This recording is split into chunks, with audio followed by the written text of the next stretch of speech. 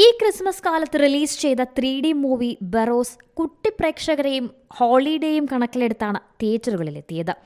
Marco ആയിരുന്നു മറ്റൊരു Malayalam Christmas release. എന്നാൽ രണ്ട് ചിത്രങ്ങളും വ്യത്യസ്ത ഷോണറുകളിലായതിനാൽ തന്നെ മത്സരമുണ്ടായിരുന്നില്ല.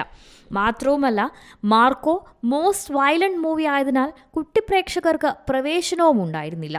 അതുകൊണ്ട് തന്നെ ഫാമിലി ഓഡിയൻസിന് പ്രിയം ബറോസ് തന്നെയായിരുന്നു. അപ്പോഴാണ് ഹോളിവുഡിൽ നിന്നും വാൾട്ട് ഡിസ്നിയുടെ മുഫാസ ദ ലയൺ കിങ് എത്തിയത്. പിന്നെ മത്സരം ബറോസും മുഫാസയും തമ്മിലായി. ഡിസ്നിയുടെ ഏറെ പ്രതീക്ഷയോടെ കാത്തിരുന്ന പ്രീക്വൽ ചിത്രമായിരുന്നു മുഫാസ ദ ലയൺ കിങ്. ചിത്രം ഇന്ത്യൻ ബോക്സ് ഓഫീസിൽ ആദ്യ ആഴ്ച മാത്രം നേടിയത് 74.25 കോടി രൂപയാണ്. ഇംഗ്ലീഷ് പതിപ്പ് വ്യാഴാഴ്ച 2.5 കോടിയും ഹിന്ദി ഡബ് ചെയ്ത പതിപ്പ് 2.35 കോടിയും നേടി. തമിഴ് തെലുങ്ക് പതിപ്പുകൾ 1.35 കോടി രൂപയും 80 ലക്ഷം രൂപയും നേടി.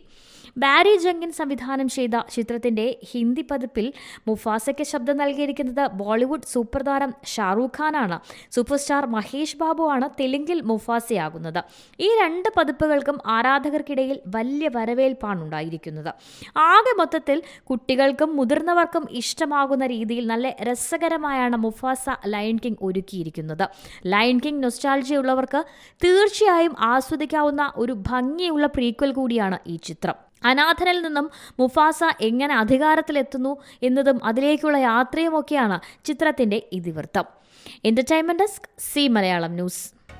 പുതിയ വാർത്തകളും വിശേഷങ്ങളും ഇനി വിരൽ തുമ്പിൽ. എല്ലാ ഡിജിറ്റൽ പ്ലാറ്റ്ഫോമുകളിലും ഇപ്പോൾ സി മലയാളം ന്യൂസ് ലഭ്യം.